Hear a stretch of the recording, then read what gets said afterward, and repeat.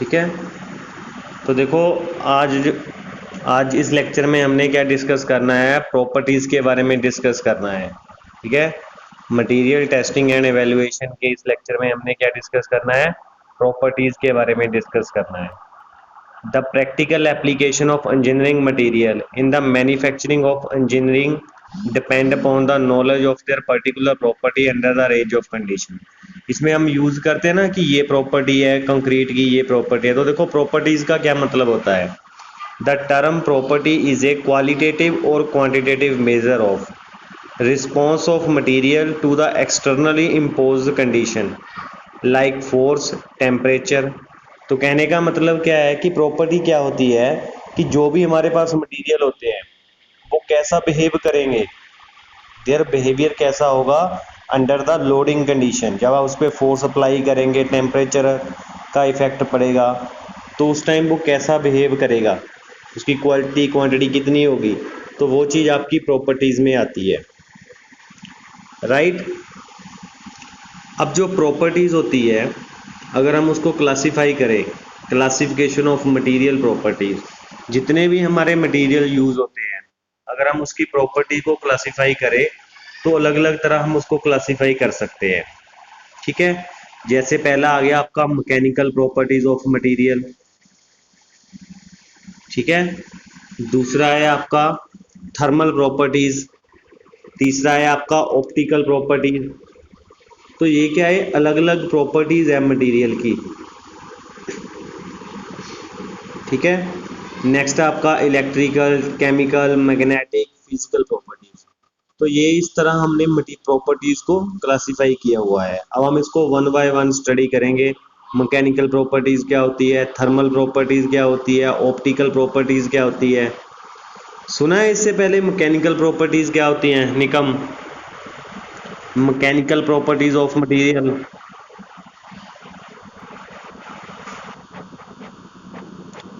आकिब, आपने सुना है मैकेनिकल प्रॉपर्टीज के बारे में।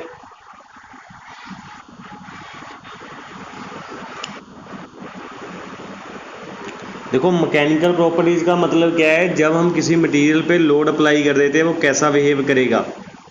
ऐसे थर्मल प्रॉपर्टीज का मतलब होता है कि जब उस पर हीट, टेम्परेचर वगैरह एक्ट करता है तो वो कैसा बिहेव करेगा। ऑप्टिकल में वो डिस्कस करते हैं लाइट से रिलेटेड। ठीक है। तो इस तरह हम इसको वन बाय वन स्टडी करेंगे। अब जो पहली आपकी प्रॉपर्टी आती है वो आती है आपकी मैकेनिकल प्रॉपर्टीज। ठीक है। Mechanical properties of the material. Nikam, first point read करो जो लिखा है ना, the property of material.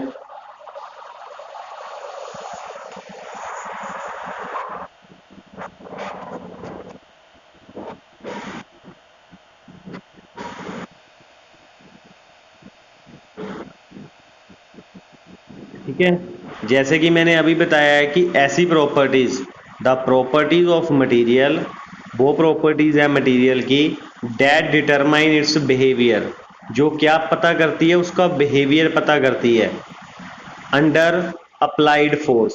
Under applied force का मतलब जब किसी मटेरियल के ऊपर फोर्स अप्लाई होता है, ठीक है, तो उसका कैसा बिहेव करेगा वो लोड अप्लाई करने के बाद।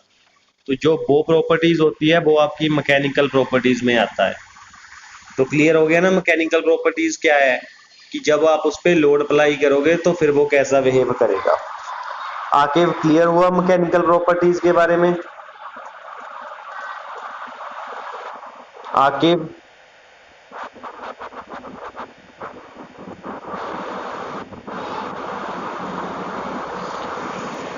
ठीक है। तो इस तरह ये आपकी मैकेनिकल प्रॉपर्टी होती है। अब जो अगर mechanical property, they are usually related to the elastic and plastic behaviour of material. इसमें भी आपकी दो तरह की हमने डिस्कस करनी है। एक इलास्टिक, इलास्टिसिटी भी बोल देते हैं, दूसरा आपका आता है प्लास्टिकसिटी। ठीक है। तो इलास्टिसिटी और प्लास्टिकसिटी में बेसिक डिफरेंस ये है कि जब आप किसी मटेरियल पे फोर्स अप्लाई करते हो, ठीक है, तो उसमें क्या होता है, उसमें डिफॉर्मेशन होती है। ठीक है। और जब आप उस पर लोड जो लगाया था वो आप रिमूव कर दोगे, अगर वो फिर से अपनी ओरिजिनल पोजीशन में चला जाता है तो वो इलास्टिक होता है। अगर वो लोड रिमूवल के बाद अपनी ओरिजिनल पोजीशन पे वापस ना जाए तो वो प्लास्टिक में काउंट होता है। राइट। इस तरह आपके दो होते हैं, इलास्टिक और प्लास्टिक मटेरियल। क्लियर हो गया? ठीक है। The properties are expressed as the function of stress strain. ठीक। ये नवम निकम रीड करो।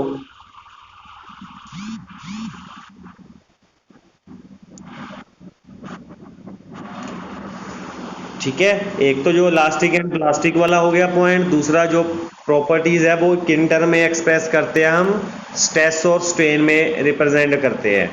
यहाँ पे लिखा है ना sound knowledge of mechanical property, ये वाला भी आपने रीड करना है।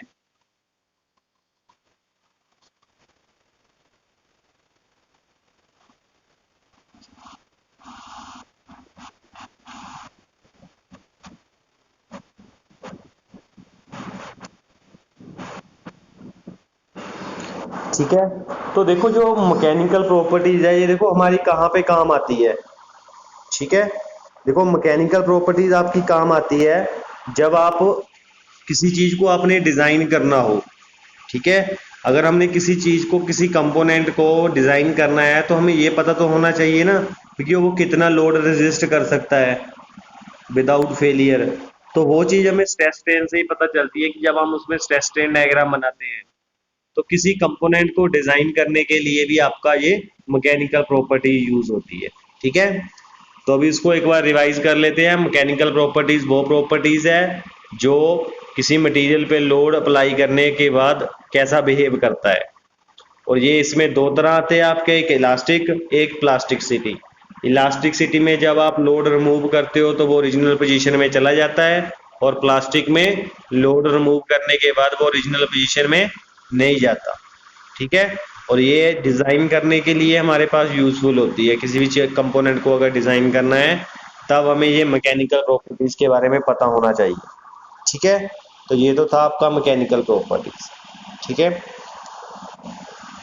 तो अभी ये देखो इनकी टाइप्स है, ये कोई 11-12 टाइप्स है इनकी जो मैकेनिकल प्रॉपर्टीज को बताती है। ठीक है। नवम रीड करो ये कौन कौन सी प्रॉपर्टीज है जो हमने अभी डिस्कस करनी है।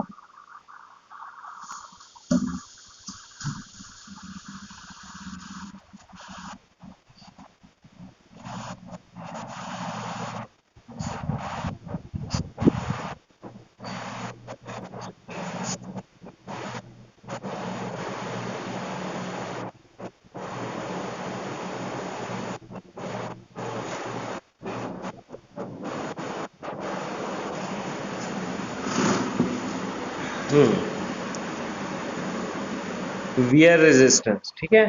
तो ये आपके पास क्या है, classification of the mechanical property. First one है योर इलास्टिसिटी, जो हमने अभी डिस्कस की है। फिर plasticity, toughness, resilience, tensile strength, yield strength, impact strength, ductility, hardness, fatigue, creep, wear resistance. तो ये क्या है, एक 12 तक टाइप है जो मैकेनिकल प्रॉपर्टीज को डिफाइन करती है कि इन ये सभी चीजें मैकेनिकल प्रॉपर्टीज में आती है। ठीक है। तो अब इसको हम स्टडी करेंगे वन बाय वन। अब इस चीज को स्टडी करने से पहले, ठीक है, आपको क्या है, एक स्ट्रेस और स्ट्रेन का बेसिक नॉलेज पता होना चाहिए जो आपने सॉलिड मैकेनिक्स में भी पढ़ा होगा। ठीक है। थर्ड सेमेस्टर में सब्जेक्ट था ना आपको सॉलिड मैकेनिक्स, तो उसमें आपने स्ट्रेस स्ट्रेन पढ़ा होगा। निकम क्या होता है स्ट्रेस स्ट्रेन?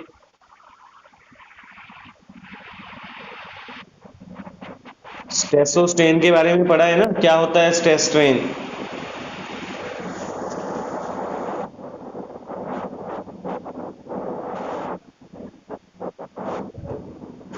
नहीं, जो स्ट्रेस होती है, स्ट्रेस का क्या फॉर्मूला होता है, कैसे स्ट्रेस निकालते थे, ये चीज पूछ रहा हूँ। याद नहीं है? अरे भाई थोड़ा याद रखा करो। स्ट्रेस का फॉर्मूला तो याद होगा। स्ट्रेस का क्या फॉर्मूला होता है?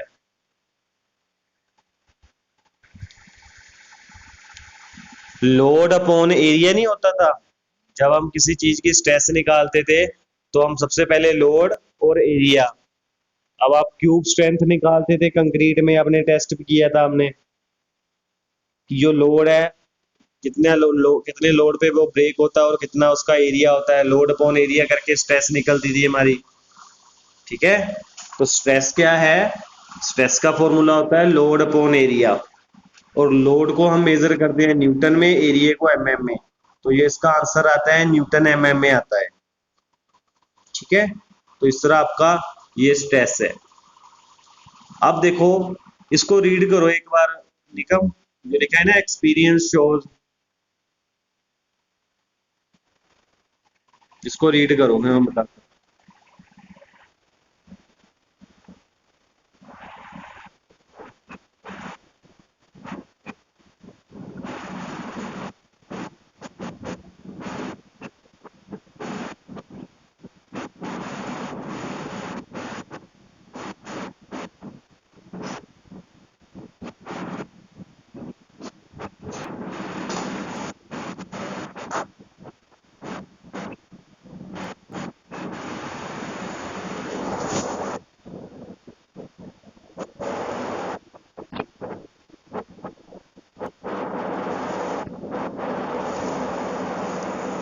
तो देखो इसमें क्या लिखा है कि एक्सपीरियंस शोज करता है कि any material subjected to low, जब भी हम किसी मटेरियल पे ना लोड अप्लाई करेंगे तो उसमें डिफॉर्मेशन आती है। डिफॉर्मेशन का मतलब होता है उसकी लेंथ विड्थ में कुछ चेंज आते हैं, या तो लेंथ बढ़ेगी या लेंथ कम होगी। ठीक है, या विड्थ बढ़ेगी या विड्थ कम होगी, उसको बोलते हैं डिफॉर्मेशन। ठीक है, अब सिंपल सी बात है, अगर आप कोई मटेरियल लोगे, उस पे मान लो आपने कंप्रेसिव फोर्स लगाया इनवर्ट डायरेक्शन में, तो उसकी डायमेंशन चेंज हो जाएगी ना।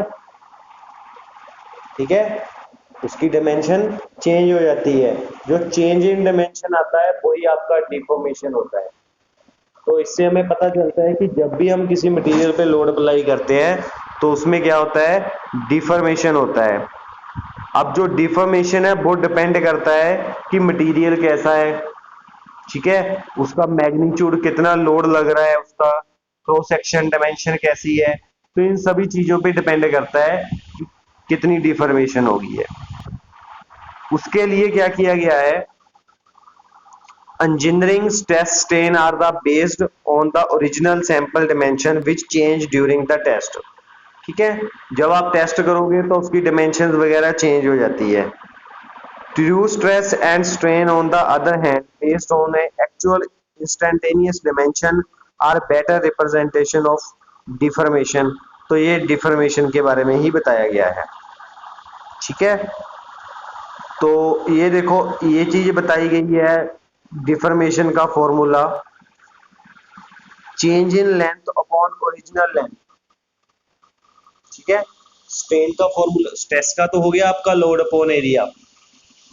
ठीक है, ये देखो इन्होंने फॉर्मूला दिया है, इंजीनियरिंग स्ट्रेस सिग्मा से रिप्रेजेंट करते हैं, पी या पी रिप्रेजेंट कर रहा है आपका लोड और ए रिप्रेजेंट कर रहा है आपका एरिया।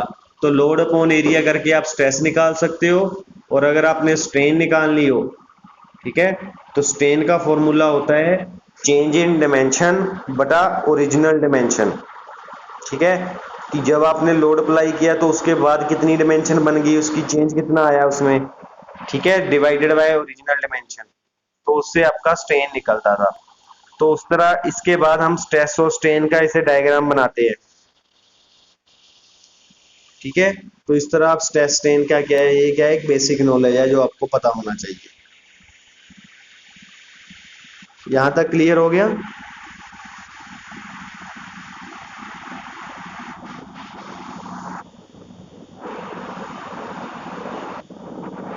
हाँ जी नवम, यहाँ तक क्लियर हो गया? ठीक है, अब जो नेक्स्ट टॉपिक है आपका वो है आपका इलास्टिसिटी का। ठीक है, वो चीज अभी हमने डिस्कस करनी है, इलास्टिसिटी।